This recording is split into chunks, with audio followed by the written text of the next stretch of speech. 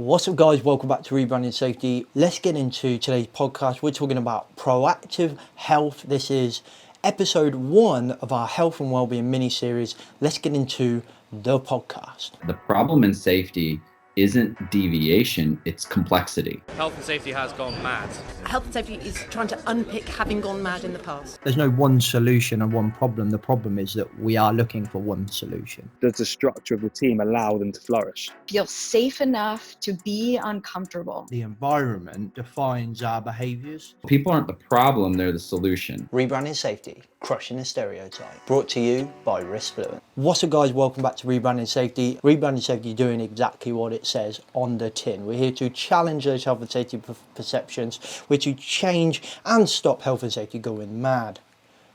So in this episode, like I say, it's the first episode of our Health and Wellbeing mini-series. We're talking to a gentleman called Konsta from a business called SiSU, and hopefully I've pronounced that right. You know what I'm like with names, I'm terrible at that stuff. He's a business development manager for SiSU Health Group, who are essentially pioneering a new and better way of delivering health and wellbeing engagement, measurement and improvement.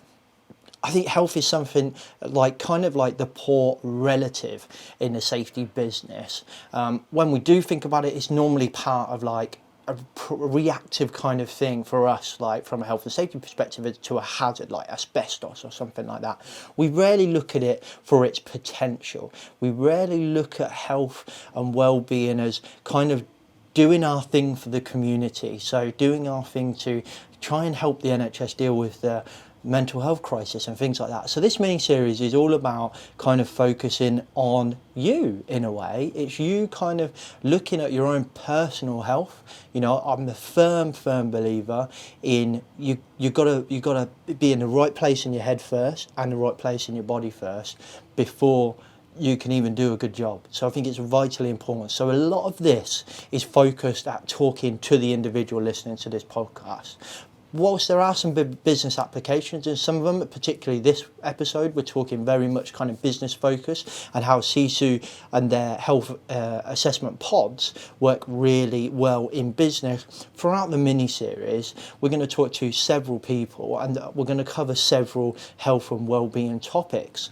So for example, when we talk to Carla, it's much more about personal health and our diets, etc. But we also touch on how businesses can kind of encourage that within their employees. And then we talk with like Michelle Irwin from Australia, who's talking all about like authenticity in the workplace and creating like really good, strong relationships when we work from home and when we're working in the office, and some interesting kind of insights into working at home in that one as well. And then we're going to finish off with a real personal story from Paul Clark, where we're talking about spiritualism and mindfulness, and it's going to be a real great way to tie this mini-series up.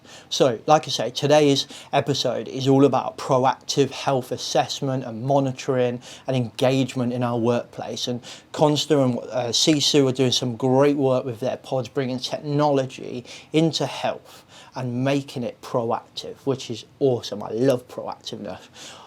To boot, Konsta is a wicked guy.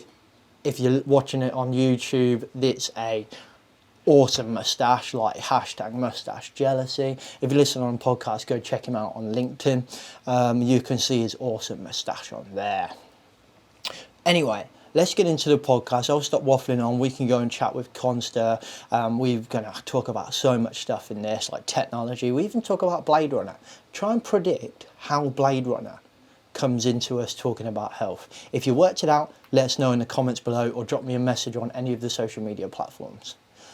I'll see you at the end of the podcast. Let's go. Okay, Konsta, welcome to the podcast. Thanks for having me on, James. Thanks. Thank you for coming on. Why don't you give us a quick introduction to yourself and SiSU as well? Yeah, I can do that. So, I mean, first off, thanks for having me on. I think this is my first ever live recorded podcast, so hopefully it goes smoothly. I've had many imaginary podcasts that I've been a very charming guest on when I take a shower. So hopefully I'm as good today. But yeah, so like I said, my name is Konsta. I work for a company called SiSU Health Group. And we essentially have a digital health or a health engagement platform, and with the goal of helping people globally live and lead a healthier life. And one of our taglines is own your health. So we want people to do that, to own their health. We want our users, whether it's members of the public, whether it's employees in companies, to really be proactive about their personal health and not reactive, which I think will come up quite a lot today. So it's very much about preventative healthcare, and it's very much about giving people something that promotes parity of access, so it's available for everyone to use. So it's not just a single tool for a single person. It's it doesn't matter where you come from or what position you have in a company. You can use the same thing. So without, I guess, sounding too sales pitchy, although that is my job, we have 4 components really that sort of builds this digital health platform. So the first is which you've sort of seen, is the SiSU Health Station, which gets a bit technical, but it's a Class 2A medical device. Then we have the online platform, which we can sort of talk about as well. And then building onto that, there's a whole communication support engine. And then there's a lot of stuff around data and analytics, which to me is probably the most interesting part of it. We also do a lot around health literacy research. And on that, we actually just released a white paper, I think it was yesterday morning, on global industries health. So that was really exciting, and we worked quite a long time on that. So that was good to get out.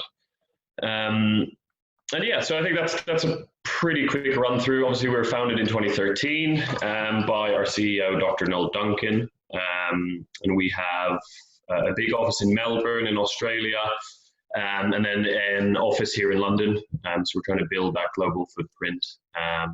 So we have stations, a lot of stations in Australia, a lot in the UK and Ireland, Europe, and then we're planning some Middle Eastern expansion this year as well. And just for a bit of context, so the station gives you a 4-minute full health check. We can talk about that. But I think we've done sort of just over 3.5 million checks globally. So it just gives you an idea of the scale that we're able to operate on. And that's a quick sort of elevator run through of that. It's like you said, I saw your LinkedIn post, and it was a long time ago now when we first kind of connected. And what kind of drew me to it was that, like you just said, that kind of proactive approach. It's been my relationship with the NHS and my GPs is probably stereotypically male, very reactive, very. Sure. I'm sure it'll go away, and then eventually rub some dirt on it. Yeah, but then on the same kind of tone, and I don't want to get too much into a discussion of the current state of the NHS or anything like that. Sure. We'll be here forever, but I think it is worth a brief discussion that it's hard work, isn't it, to actually not look after yourself. That's kind of a separate discussion, but just kind of getting an appointment, getting that reassurance that you are okay, or finding out what is wrong with you if there is something wrong with you. It's really challenging, and to kind of put into from my own experiences, it's like to ring my GP to get an appointment. You have to be on the phone at bang on 8 o'clock, and if you're 1 minute past 8, you ring up, you're number 30 in the queue. Oh yeah, it's happened to me as well. And it's and I've moved houses over the last kind of 10 years, over 3 different towns. So I've had 3 different GPs, and they're all the same. They're and it's not their fault, their areas. So I worked in the NHS briefly, and they're kind of catchment areas in the UK. It's just unbelievable. So it's not the GP's fault, I suppose, but that's kind of what drew me to these things. And there was a couple of companies doing it, and I obviously saw your post, and just that's what attracted me to it. Is taken, like you said, own your own health. To me, that is I would pay money to myself to be able to just get a full health check once a year, once every 2 years, whatever, just to be able to say, hey, I'm fine, or, you know, I need to eat less McDonald's, or whatever it is. Sure. But to be able to own your own health, I think that is just phenomenal. No, yeah, definitely. And I think you hit the nail on the head with a couple of things. I think, you know, we're not in this space to, you know, by any means replace, you know, what the NHS provides, or, you know, replace going to see your GP. But I think you can take a lot of strain off, you know, organizations like the NHS, you know, different public health organizations across the world, by just doing simple things. You know, it's all about prevention, isn't it? So if you can get your hands on, you know, a device like one of our health stations, you know, you can sort of save that trip to the GP office potentially. You know, if you get flagged for having high blood pressure, you know, the station will tell you, you know, maybe you should go book a GP appointment. You know, we've had people come to us that have used the station and have said, you know, I'm a very active person, you know, I exercise, my nutrition's on point, but the station's told me, you know, I have very high or severe blood pressure. And, you know, they've gone on then from that recommendation to see their GP and been put on, you know, blood pressure medication. So, you know, it works in a couple of different channels. You know, it is, you know, on one end, you know, it can be used as that sort of referral tool if you do need to go see your GP. But on the other end, you know, it is about prevention. So if you have your numbers, you know what your blood pressure is, you know what your body fat percentage is. That's you know, you're starting to sort of, you know, fight early. It's prevention essentially is what I'm trying to say. No, I like it. I think there is room for it in the UK, especially, and I suspect the rest of the world is the same. 100%, yeah. But there's definite room for us to start being much more proactive in this, and I find it interesting that kind of how you're putting these machines, and we'll come on to the machines and the kind of workstations as you talk about them. But I find it interesting that we're kind of trying to put them into, you're kind of trying to put them into workplaces, or are putting them into workplaces, because I think there is this piece around, like, I always talk about it from a well-being point of view, and say from mental health, for example. So, you know, in the UK, we hear on the news all the time that the NHS and the UK are in like this kind of mental health crisis and this well-being crisis, and we can't keep up for it. And everyone's kind of like banging on at the NHS to kind of get more therapists, etc. What I find interesting about what you're doing is kind of the same thing. What I would say about this is that workplaces, you know, we spend 8 hours a day at work, and we're not addressing the root cause of those kind of mental health problems at work. We're spending 8 hours a day. What we're doing is moaning about the kind of, there's not enough tablets, there's not enough doctors. Yeah, sure. And that's what I find from your kind of point of view, of that kind of health and well-being point of view, is that you're enabling workplaces to kind of take that next step to say, do you know, we don't just want you to come here, do a good job, get paid and go home. We actually kind of actively care about your health and your well-being. It's like, it's that extra step of like, maybe let's say you don't need occupational health for example, but you can find, I feel like your workstation maybe like the step in between. Is that right? Or it definitely functions in that way. And again, I think you're right. You know, I don't want to say we're 100% selective about the companies that we work for, but you know, I have a lot of conversations, you know, with a lot of companies across a lot of different industries. And, you know, you do get the mix of, you know, companies that are just looking to maybe tick a box and say, well, look, you know, we can have one of these health stations in, and it you know, it sounds bad, but it's, you know, it looks like we're doing something. Or, you know, you have companies that, you know, have a very proactive well-being strategy in place. And it's the latter of those that I think, you know, for obvious reasons, that we prefer working with, because you can often, you know, the station it's an entry point, isn't it, really, to the rest of the well-being offering, the rest of the initiatives. And if they're willing to sort of understand that it is more than just, okay, we have the latest piece of kit in our HQ, go use it, I think it makes a significantly higher impact for the employees and for their health. And like you said, people sit at work 8 hours a day. That's a lot of lack of movement. That's, a lot of high stress. Again, those things all compound over time. And if you can take 4 minutes out of your day to go sit down on the health station, you could get some pretty, I'd see some pretty alarming results. If I've sort of showed people how the station works, or they've sort of showed me their results. So yeah. No, I like it, mate. I do. I like the idea that businesses are kind of, like you say, obviously there's going to be a split of people that, want to be seen to be doing the right thing as opposed to actually doing the right thing. I think that's natural. I think we'll always have that. And I genuinely believe that. I think that those numbers of business will eventually start to reduce as we kind of, I don't know, there's some kind of sociology side to stuff that I look at, and just out of interest, I start to feel, I feel like the generations coming up are a bit more moral. Not to say that the older generations are not moral, but I don't know, maybe it's, I don't know. More switched on. Maybe I don't want to piss everyone off now. I'm just thinking. Hang on a minute. Anyone that's older than me listening to this is going to be like, let's hit the brakes on that one. But I do like that idea of kind of businesses just saying, do you know what, we can do more for society as opposed to just our business. You know what I mean? Like it reminds me of actually kind of like, back in the day where we used to have those kind of tight-knit communities, and a business wasn't just a business, it was part of the village or the town or the city or whatever.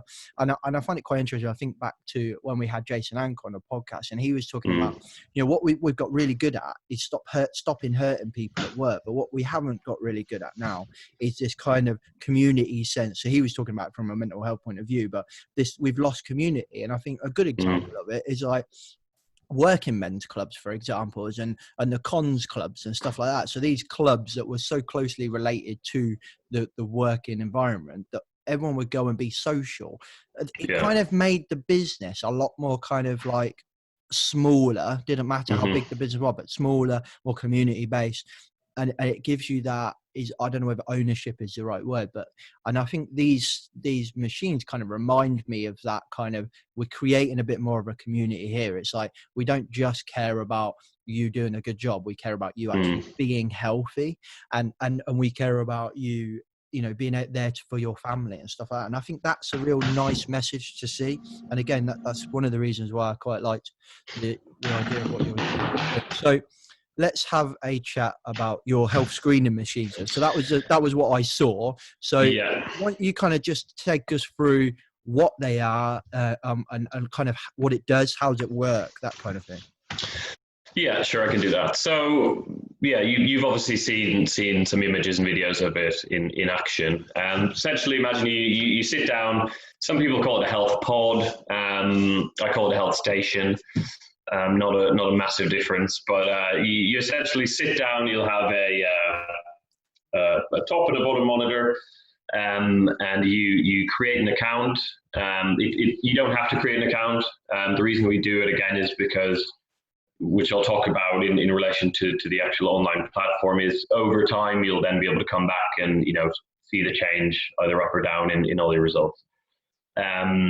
Start to finish, it takes around 4 or 5 minutes. Although our new operating software, which is launching in the next couple of weeks, which we call V2 version 2, I did a check I think 2 days ago, and I think it took me around 3 minutes, so it was actually a lot quicker, which was quite nice to see. But it does your basics, so it does your height, your weight, it does your BMI, and then it moves over more around cardiovascular health. So it has a blood pressure cuff that's attached, so it does your blood pressure, measures your heart rate, and then sort of those numbers combined with an algorithm that we have on the station, it spits out what we call a heart age score. So how is your heart? Is your heart essentially older or younger or the same age as you? And then at the end, it also does checks around body composition, so things like body fat percentage. And we were able to add in and drop new tests as we develop them. So we're looking at things around, diabetes, sort of risk prevention, things around atrial fibrillation, HRV, so a lot of cool heart stuff, cool tech that we're building into it.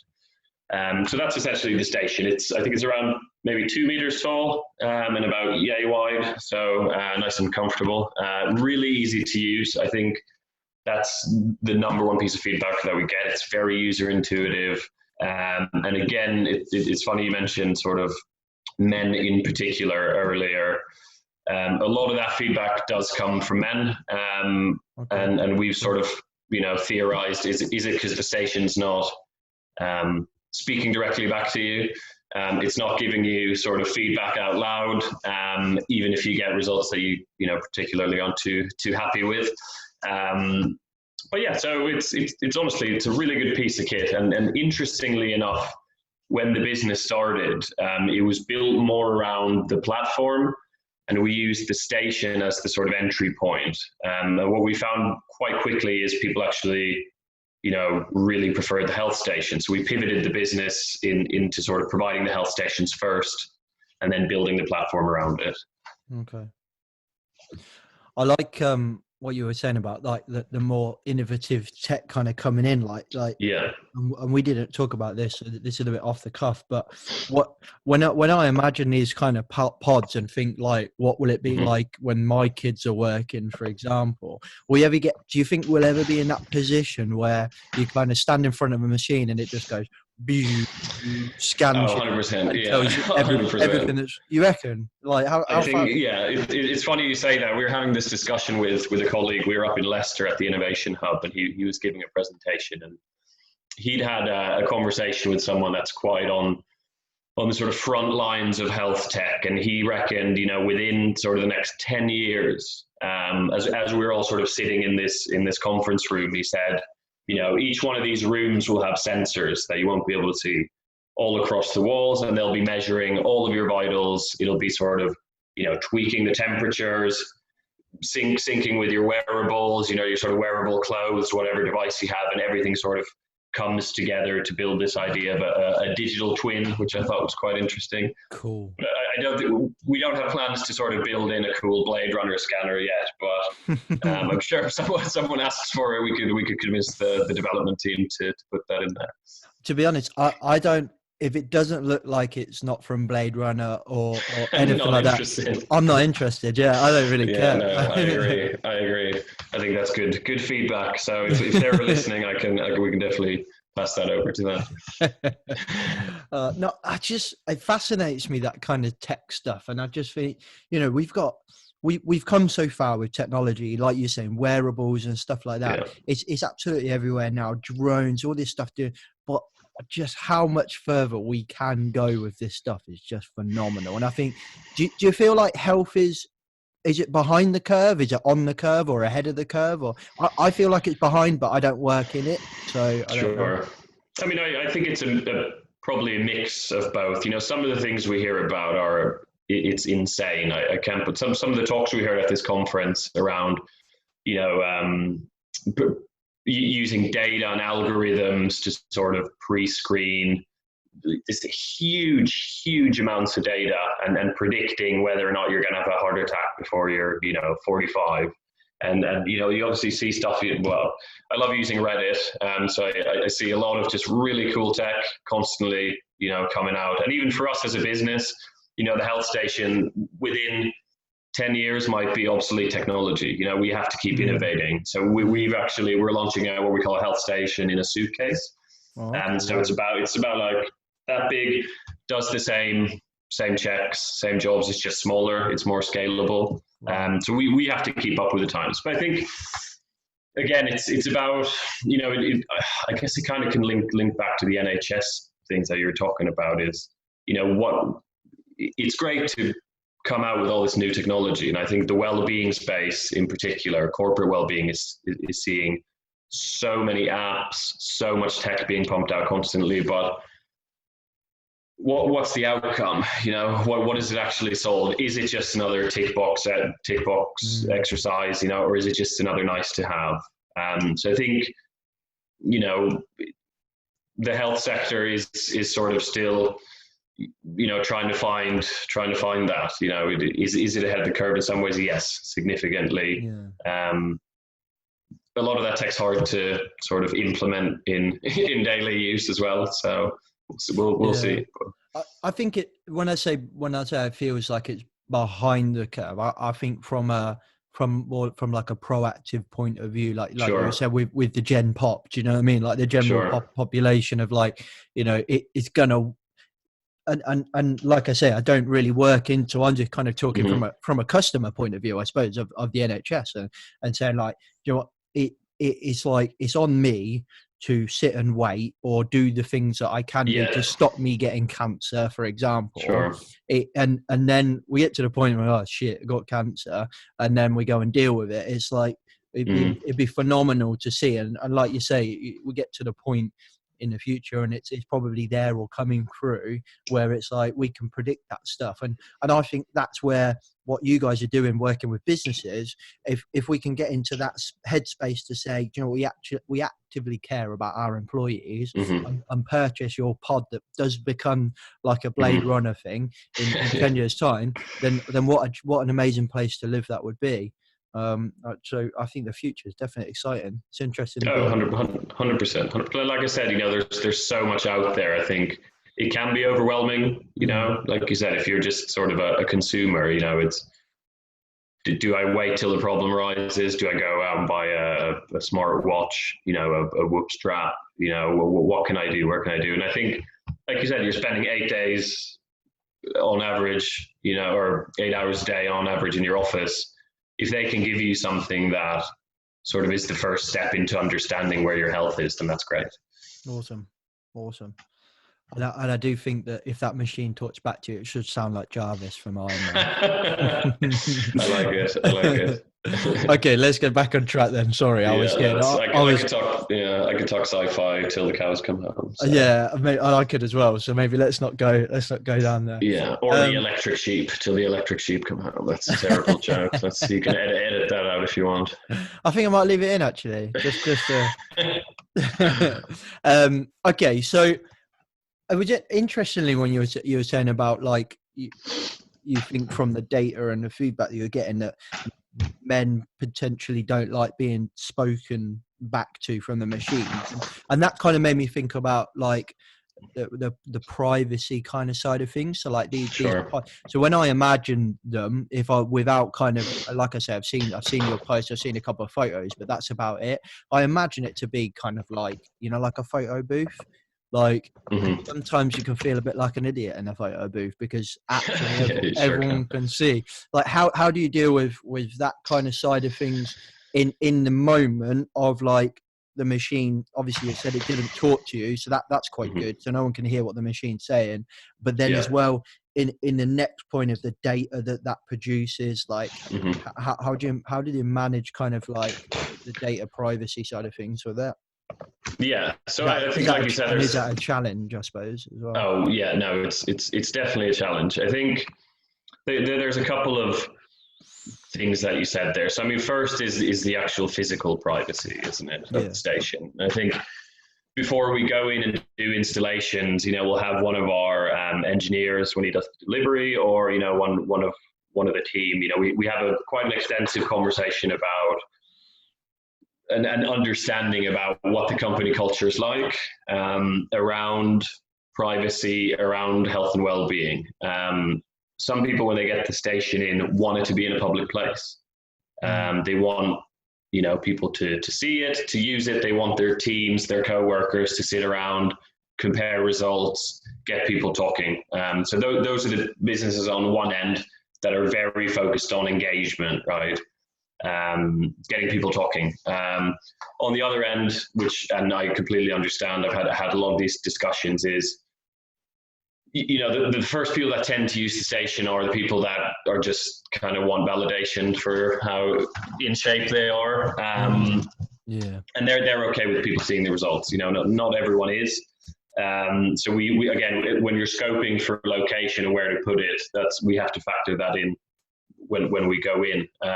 Obviously, there's no sort of bubble you can pull over yourself with the station, but you could be sort of strategic about where you place it, whether it's, facing a certain direction. And then, we tend to use something like a banner or a stand if you want that extra bit of sort of privacy. Then on the other end is the data privacy, right? Which is, it's massive, everything with GDPR. It's a lot you have to take into consideration, even if you're not a health tech company. But in particular, because we are a health tech company and because we do, get a lot of biometric data, the first thing we have to make sure is that data is secured. So obviously with GDPR, we had to really hone in on all of our privacy practices. We sort of aligned ourselves with everything, really strongly looked through, okay, where can there be a potential gap? Let's fill that. So, we took quite an exhaustive review of all the sort of processes and applications. Because obviously, if you're storing and managing, biometric data, it's a big responsibility for us. And so we also sort of bolstered that with all of our ISO qualifications. Okay. And I think it's about, health data and privacy. People get a bit skeptical, right? They want to know where their data is going. So it's about educating. It's the first thing we have to ensure. The first thing you see on the screen is, read our privacy policy, understand where it's all happening. None of the data gets stored on the actual station. So it all gets encrypted, and then it gets sort of sent through to our AWS sort of servers environment where it's stored. It gets quite technical. I don't know all the ins and outs of the actual encryption. I think it's like TLS and SSL or something. And then the individual, when they do the check, they get the results, directly feedback on the screen. Then they also get it when they create an account through the portal, and they're the only ones that will ever see their individual data. So we don't have access to an individual's health check result.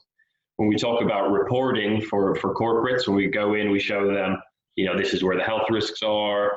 These are all the checks that have been done, around blood pressure, That's all aggregate level data. That's all de-identified. So you'll never be able to sort of single out a specific person's health data results. So that's paramount to the business, I would say. So there's a couple of things I want to touch on, but quick. So you own the data. Do you own the data from a point of view as your business? It's not like, say for example, if on my workplace wanted to install one, we don't manage and own that data. No, you guys deal with that side of things. Yeah, that's right. So again, it's about understanding who the end user is. So when we work with corporates, it's almost a mixture, isn't it? Because we're providing the company a service, but at the end of the day, the end user is the employee, right? Yeah. So they have the right to that data. But at the same time, a big part of the business is that corporate reporting. So in one sense, the company does get data, but it's all de-identified, and it's different to the end user, the employee. And that makes sense. No, it does. And that's actually the next thing that I think is interesting to explore, like how businesses that's from the corporate side of things. So let's say part of the management team, the health and safety team, whoever, HR as well, I suppose, we sit down and how can we use the data that we can get from our workforce to kind of be proactive and I don't know, we could say, for example, in our busiest months, we ask everybody, say, can you go do a health check at, once every 2 weeks in our busiest 2 months, and we can see everyone's heart rate, blood pressure is shot through the roof, everyone's stressed or whatever, and I'm kind of making that as simple as I can because I need to, but like, can businesses do that then? What can we see that enable us to kind of look after our workforce better using your machines? Yeah, sure. So a lot of it is around what we call sort of measurable outcomes. We'll come in, it depends on the length of the installation, right? But if, say, you had a permanent station, you as a company would have access to seeing all the aggregate data. So it's essentially what you're seeing is an organizational health profile, right? So of all the checks, you see sort of a snapshot summary. You can segment it by, gender. You can segment it by location, by teams, which I think is really important for a lot of businesses. And that comes into play when, say you're looking at your blood pressure readings across, offices 1 through 10.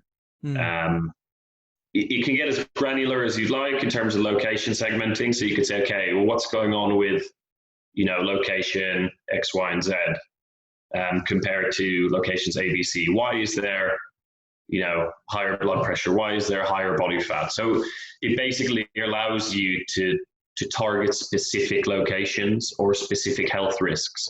Because I think one of the things that we found is it's shifted quite significantly now, but a couple of years back, it's very much sort of like a blanket approach where, okay, we need to do something about health and well-being. Let's sort of chuck a bunch of money at a bunch of different things and hope something sticks, which isn't the most effective. Again, I don't run companies. I don't know what the best way is, but from my perception, I would much rather have something that says, look, this office here has issues around blood pressure. Let's host another blood pressure awareness week. Let's, bring in a nutritionist. Let's, companies do things like Gym Pass. Let's get our, gym memberships up. Let's do more around health literacy. And then you don't have to do that across the entire business, because then you could say, okay, well, men in this office or, women in this logistics depot, maybe have high body fat percentage. What can we do around that? Or, there's a high percentage of smokers here. What can we do about that? So I think that's sort of the main perceived benefit that I like to tell people. People love looking at the data. It's just, it's starting to understand what you can do with the data. And, we're working on building partnerships as well.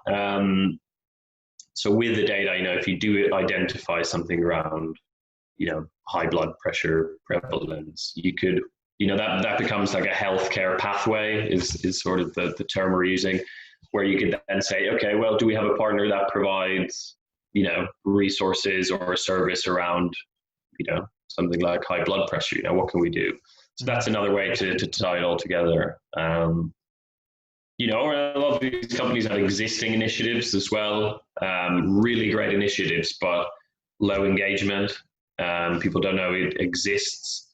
So again, you know, if they have something that we could then sort of signpost the individual users to, you know, that's of benefit to everyone. You know, we do a lot around analytics as well. There's something called longitudinal efficacy analysis, which again, yeah, it's a mouthful, which lets you look at all the change over the course of the installation. So everyone's first health check versus everyone's last health check, you know. Oh, wow. Has there been weight increase, weight loss? Has there been less people with high blood pressure readings? Has there been a reduction or increase in smoking? Again, a great way to sort of say, you know, if you're an HR director and you need budget, you can go to these bigger meetings with, you know, whoever controls sort of purse strings, and you can say, look, you know, this is what we need to target. This is where the change has happened. This is where we should spend money. And we also do benchmarking. So you can say, look, this is where we compare. You know, if I work in the, I don't know, transport industry, you know, we're in the top, or the bottom 50%, you know, because of all these different risks. So it really gives you a full picture. There's a lot of data, and it's really fun to play with. We interrupt this broadcast to bring you a shameless sponsorship clip. In all seriousness, guys, we partnered up with DRM Group. You know, David McLean's been on the podcast time and time again. We absolutely support his message, and he's got a brand new online course to help you. I'm going to let him tell you all about it now. The brain can be trained to think and behave differently, to think in more positive and optimistic ways. And there are steps that you can take to train your brain to feel good for good. And we call this lasting positive change. Through our 16-day program, which includes daily videos and action sheets, taking you no longer than 15 minutes to complete a day.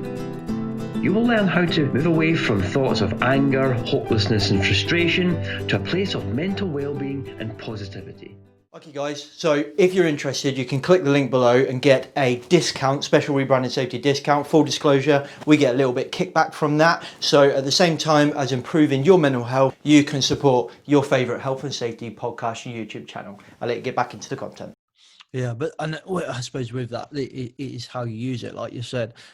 With those kind of things, you have to. It seems like it's quite heavily reliant, and I can't really see there is a solution to this, but it's heavily reliant on me as the person that goes in the pod and gets the health check. Like, firstly, like, is it a potential that I could go in the pod and be told, like, you know, I'm actually in some quite serious, this is serious, you need to get into your doctor as quick as possible, and if that is the case, that can happen, for example.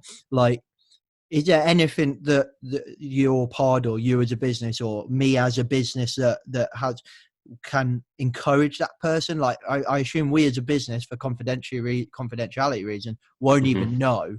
So, you know, I'm trying to imagine a scenario. Say someone's very embarrassed, they don't want to see it, and they just kind of leave it when actually they're in some serious trouble. Like, is that like a kind of dilemma that you kind of have? Or? Yeah, I see what you're saying. I wouldn't really say it's a dilemma. I think there's a lot you can do with what's available. You know, whether it's the station, I keep using the word signposting, but whether it's telling you, okay, listen, your blood pressure is really high, you should go see your GP. You know, it doesn't diagnose anything. It doesn't replace a GP visit, but there's ways that you can sort of positively nudge people in the right direction, either through the station or, like, I feel like these are a lot of buzzwords, but this sort of engagement engine that we can build where, you know, if you're a 20-year-old female that's, you know, really into your fitness, really into your nutrition, the content that you get off the back of the health check is very different to if you're, you know, a 50-year-old man who's a smoker and doesn't exercise, you know, because it's not a one-size-fits-all approach, right? So you have to be able to develop something that, you know, segments people accordingly, and the right people get the right messaging. Because, you know, again, if I get the same message, you know, I do a lot of exercise, I'm very tuned into my nutrition.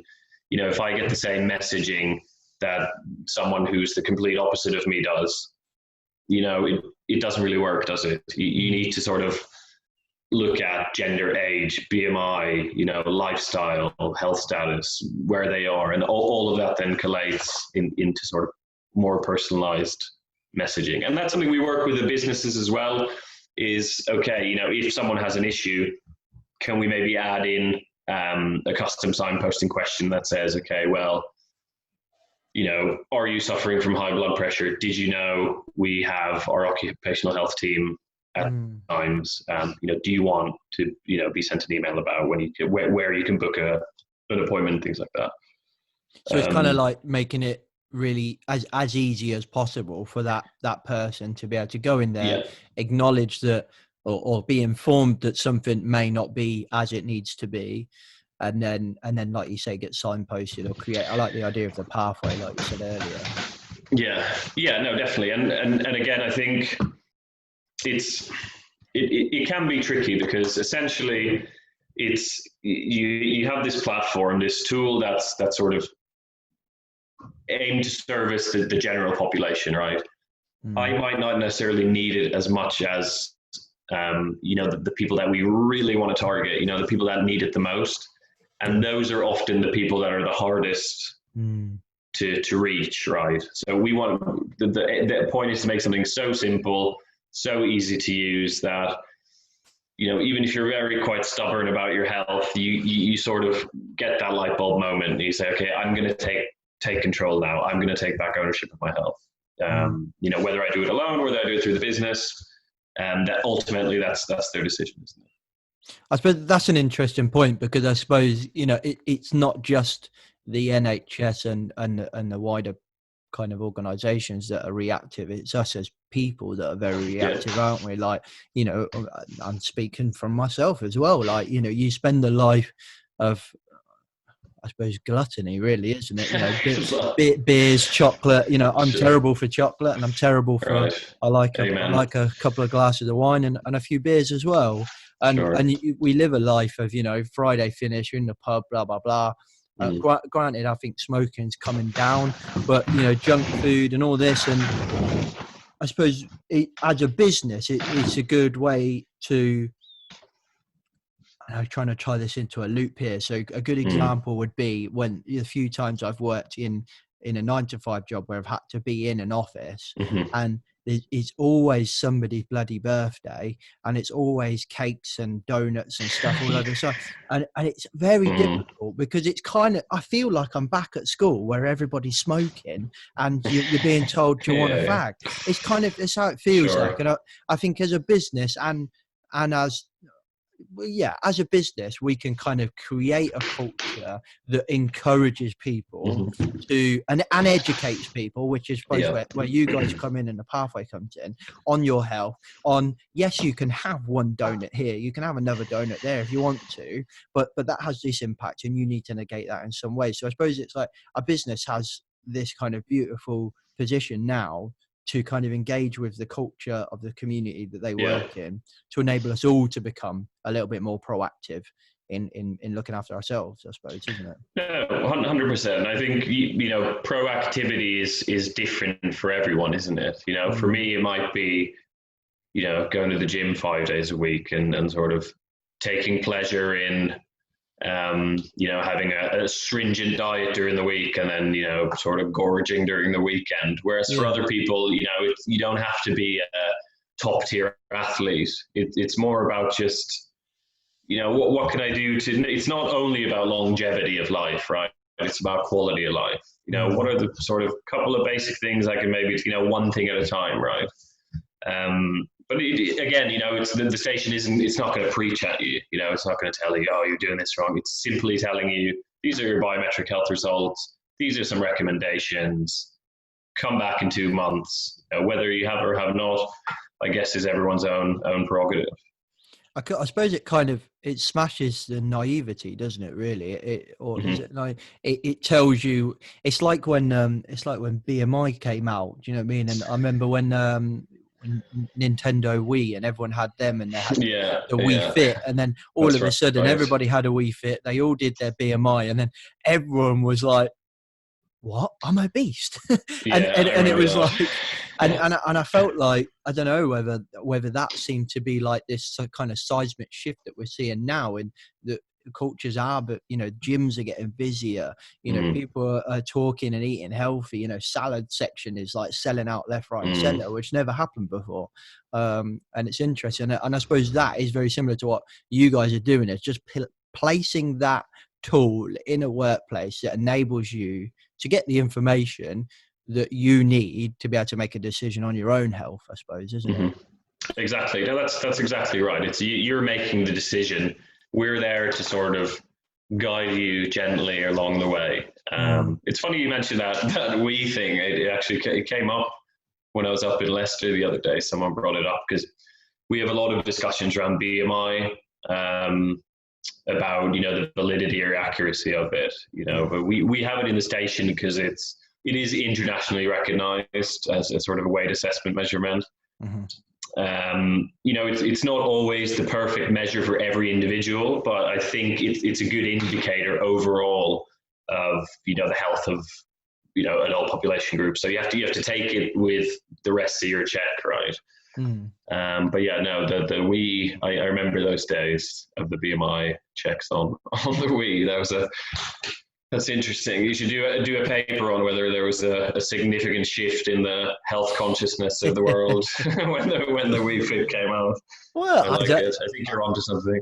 I've never thought of it before, but in that moment when I was talking about it, I was thinking, do you know what? There is this massive shift we're seeing, isn't there? Like, there's less smoking, especially in the UK. Granted, some other countries are not as good, but you know, there's much less smoking, and obviously the change in law helped that. But I mean, I used to smoke back in the day. I smoked for a very long time.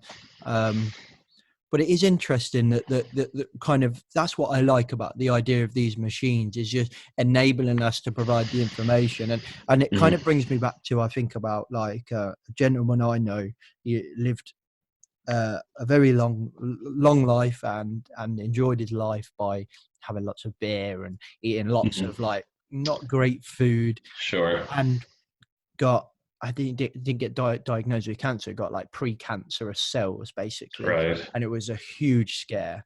And basically he transformed himself. Like, look at him now, he looks phenomenally fit. Like, he's always been a fit bloke, he's always been into his football and stuff like that, but like his lifestyle didn't complement that kind of fitness side of it. And like everyone says, I don't know what the stat is, but it's like it's 70% what you eat and then the rest is 90-10.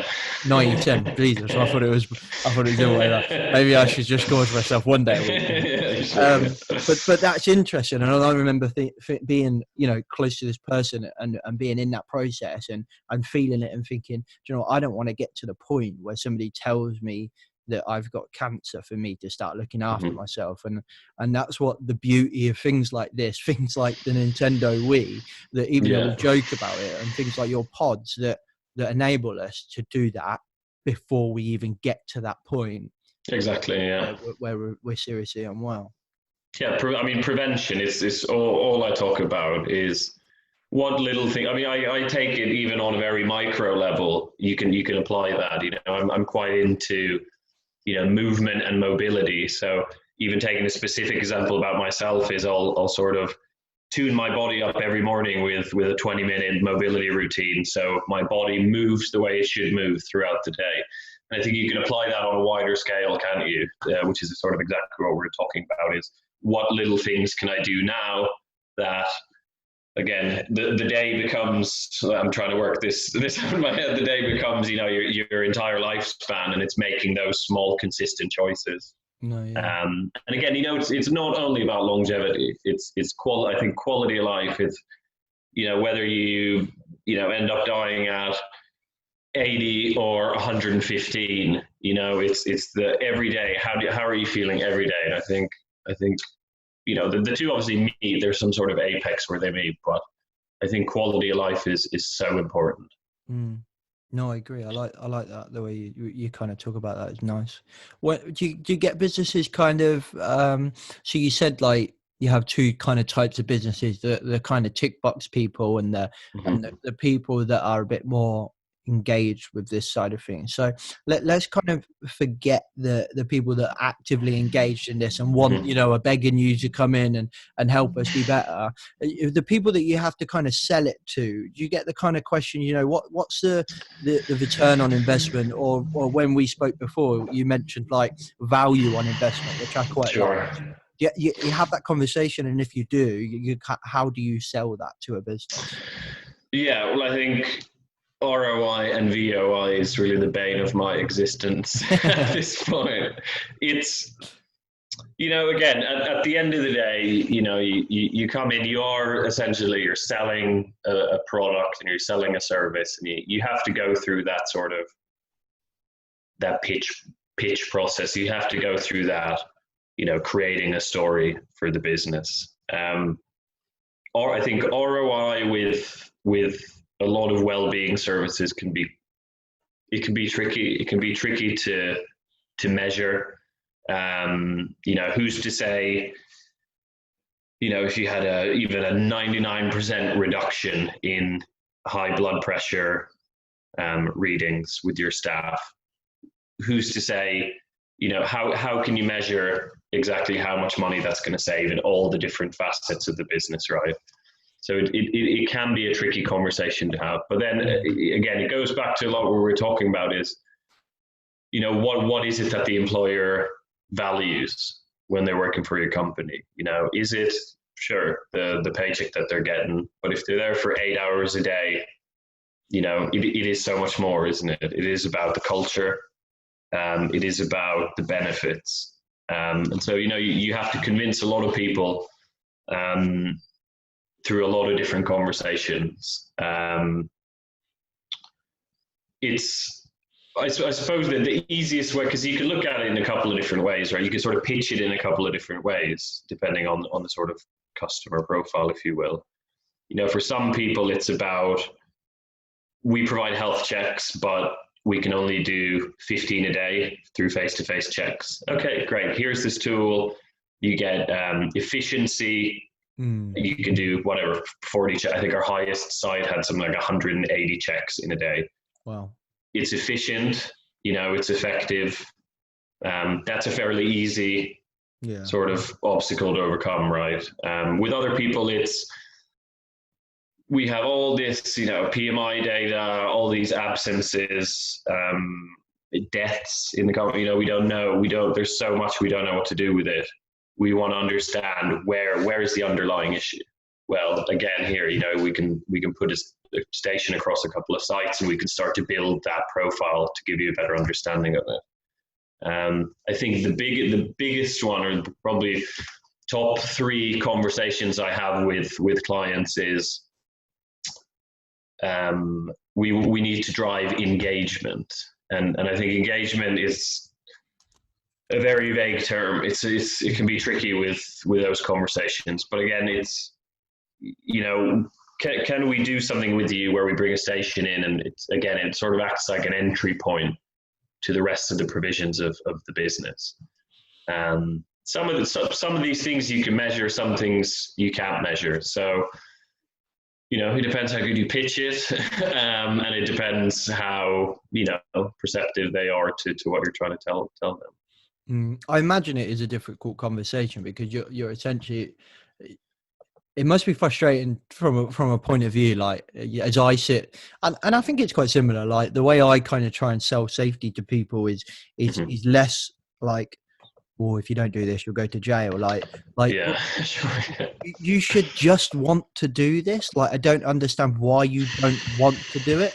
And you can look into sociology as much as you like, and it will always tell you that currently and historically, the moral side of the argument has always been the least effective side of the argument. But it is frustrating to a point, and I imagine it's quite similar for you to be like, why am I having to sell this?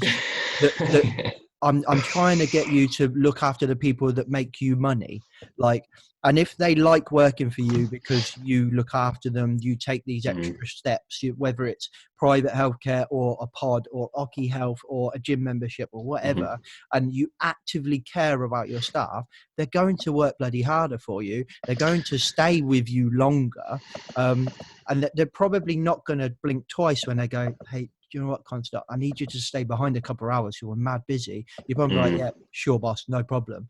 It's all of this encompassing side of things of like, can we not just focus on creating a nice place to work where we genuinely care about people? Yeah, no, definitely. Well, I mean, I would be lying if I said it wasn't. It definitely can get a bit frustrating, but I think I think health and well-being still has a way to go to get into those sort of board level conversations where you have, CEO level buy-in. It's very easy not very easy. It's easier if you have, say, a CEO who is very into their health and fitness, because they're easier to, I don't like using the word convince, but they're easier to convince to look at a service like this, because they understand the benefits. But at the end of the day, a lot of things, not just health and well-being, it comes down to cost, doesn't it? And unfortunately, I don't think every business is at the point yet where they'll prioritize health and well-being provisions over, whatever else it is they have to spend money on. And again, I think that's the irony is, short term, if you have, say, like a software as a solution platform, short within, I don't know, a month, you could say, look, this service has, or this tool has saved us, this many dollars because of X, Y, Z. I think things with health and well-being, things don't happen overnight. You have to have a degree of patience, and again, that's a harder sell, isn't it? So I think it's going to take some more time to get that cultural shift where hopefully health and well-being becomes a central part of business strategy. And I think it is shifting quite a lot. A lot of, in people that I know that have had job interviews and you read a lot of articles, and, a lot of the questions that come up now is, okay, salary's great. Do I want to work for the company? Is this gonna, what are you providing me in terms of, health and well-being? Is there like a cycle to work scheme? Is there gym membership? If I'm going to be here 8 hours a day, I want to be the best. Again, another trope. I want to be the best version of myself. That's going to give the most optimal output. No, I think you're right. I think people are looking at that stuff more, and I think it'd be interesting it would be interesting being a fly on the wall in those clients that don't particularly prioritize this stuff. And it'd be interesting to say, well, let's say it's manufacturing, for example. You've got how many machines? We've got 300 machines, and do you do any maintenance on those machines? Well, obviously, of course we do. They make our products, so that they'll just break down. Okay, cool. Have you got any IT systems? Yeah, we've got loads of IT systems. Do you have any like antivirus stuff on there? Yeah, of course we do. And you've got loads of people, obviously, that work for you. Yeah, and what do you do to look after them? And it's that kind of thing. And so many people get to the point to say, well, we pay them, but it's like, it's not everything anymore. Like you've just got to look at other stuff. And I think back to when I started at a very young age working, it was all about the salary. Now I look back at it and I think, do you know what? The salary is important. And I set a base level, which I think everybody would do. This is how much I need to survive and to have a good quality of life and support my family, etc. But if it's got private medical on there, if it's got a cycle to work scheme on there, forget bonus, forget the monetary side of things. It's got those, we provide discounts here, we do this stuff. I remember seeing a job a while ago for a brewery in London that was like, maybe it's not very good from a health point of view, but they were like, we make beer, so from 2 o'clock every Friday, we provide everybody with free beer. And it was like, from a health point of view, not great, but from a culture point of view, we make these products, you can have it for free. And I think back to when I did work in manufacturing, and all the people all the long-term staff would moan about things, not like salary. They would all moan that like, we used to get hampers at Christmas, we used to get given turkey and wine, and we used to see the leaders like all the time. They knew our names, they knew our wives and stuff like that, and our husbands. And that's the thing that people care about, I think. And I think as the generations start to evolve and we get the younger generation now coming into the workplace, I don't know, and I'm kind of I'm just saying this off what I see and hear. I feel like that stuff's becoming more and more important than a salary. Like a salary is expected the same as a good job is expected. You expect me to do a good job, I expect a good salary. That's it. Everything else I do, what's everything else that you do in a way, isn't it? Exactly. I mean, again, this speaking from a personal note, you are essentially giving up, 5 out of your 7 days, to go to work. I think there has been a big, I'm saying this to sound like I've been alive for longer than 28 years, but, from again, what I can perceive has been a big sort of generational shift in that. And I'm happy to be a part of it. I mean, even if you look at the sort of age demographics of our employees or our users that use the stations, I think probably 25 to 34 makes up the most significant chunk, I would say, because I think they're, obviously the younger demographic as well, which I think is 16 to 24, but they're more sort of, they grew up with technology. They're sort of more open to adopting it. Which isn't to say, but things change over time. But I think we'll start to see it more and more. I mean, you have companies that are now, cropping up that aren't even, they're not profit driven anymore. It's all about social responsibility, or what can our company do to change the world. And I think if you can apply that same, culture to businesses that even that are for profit, but on a smaller scale, is okay, sure, we're selling these widgets, okay, and it's great to make money, you can't argue that, But what can we do to make these people that come in 8+ hours a day, what can we do to make their lives better, more fulfilling, and give them a better quality of life? The future is bright, to summarize. The future is bright. Hopefully. Okay, I'm conscious we've been waffling on for an hour. That's right. 28-year-old and a 29-year-old that think that we know better than everyone else. Problems, yeah. Okay, so why don't you just give us a quick kind of, so let's say I'm listening to this podcast and I think, you know what, I want to do this. So what does that process look like? So I come to you and send an email, and then what do you do? So you come in, like you said, I think you touched on it earlier, you'll send your engineers in or whatever. What does that look like? And then finish off on kind of how do I do that? Do I contact you or the website? Sure. and like that, maybe? Yeah, sure. So, I mean, how it tends to work is, if you are interested, obviously I prefer face-to-face meetings. This is quite good, actually, video calls. But essentially, it's, it goes back to that idea of, what sort of part of the spectrum are you on? What are your needs? Do you need it for a wellbeing week that you're hosting in June? Are you looking for something longer term? And we sort of have the conversation. We say, look, I think this is the best option for you. Whether it's a permanent, whether we drop them in quarterly, we sort of figure out how many staff do you have on site. We think about all these factors, and then we sort of produce what we think is the best solution for you, right? So it's fairly straightforward. Top priorities, again, is making sure the employees understand what's happening and the companies know what's happening. So that's, what is the service? How secure is the service?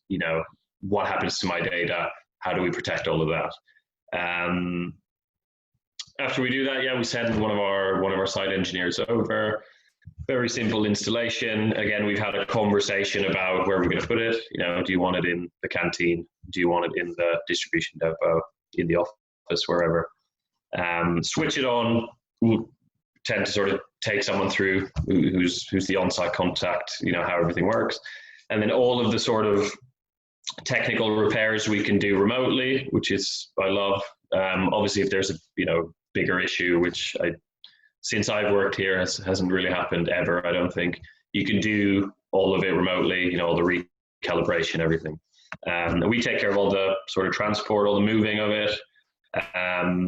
And then with the data, again, depending on the length of the install, I either come in and sort of present, the findings, or, you get full license access to it. In terms of specifics, so kind of plugging myself, you can reach me on email, which is my first name, Konsta, @SiSUHealthGroup.com, or just go to our website, SiSUHealthGroup.com, and then put in fill in the form. Awesome. We'll put them in the description as well. So if Sounds good. Anybody wants to have a look, they can do that nice and easy. Right. Yeah, please do. Thank you very much, mate. I thoroughly enjoyed that conversation. Yeah, no, I could talk more. Maybe we can do another one and talk more about sci-fi, because that's my number one passion in life. We can do a Blade Runner screening or something. Yeah. Do you like the newer one? Have you seen? I love the newer one. Yeah. Yeah, I love it as well. It was good. It was the best. Every shot is a piece of art. I love it. Yeah, it's really good. I like it. It's just, there's so many subtle things in it as well. And I would probably say I'm not as much as a massive Blade Runner fan. Those people that really know the little bits and bobs about it. But they're just great films. Oh, I love them.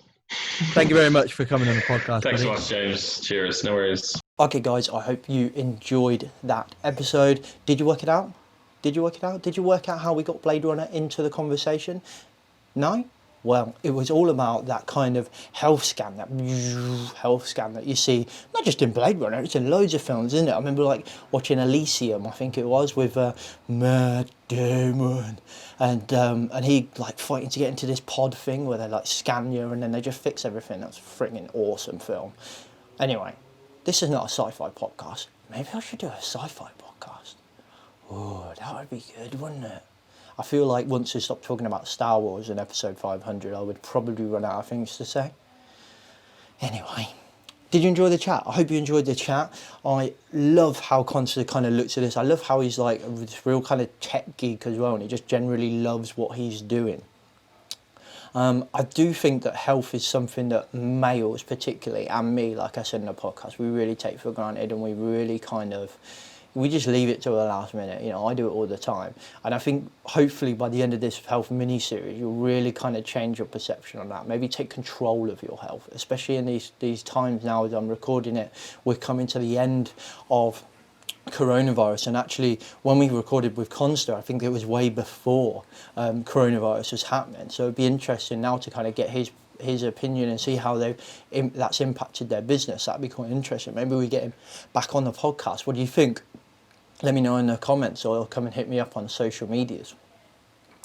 So let's carry on anyway. So let's end this episode, and then we can eagerly await next week. Or if you're binging the podcast because you're new here, you can move straight on to the next episode, where we're talking to Michelle Irwin about authenticity and kind of like a much more well-being piece, creating an authentic and comfortable and kind of emotionally intelligent, really, kind of workplace, particularly when we're working from home, which is a real good insight considering the way we work has completely changed.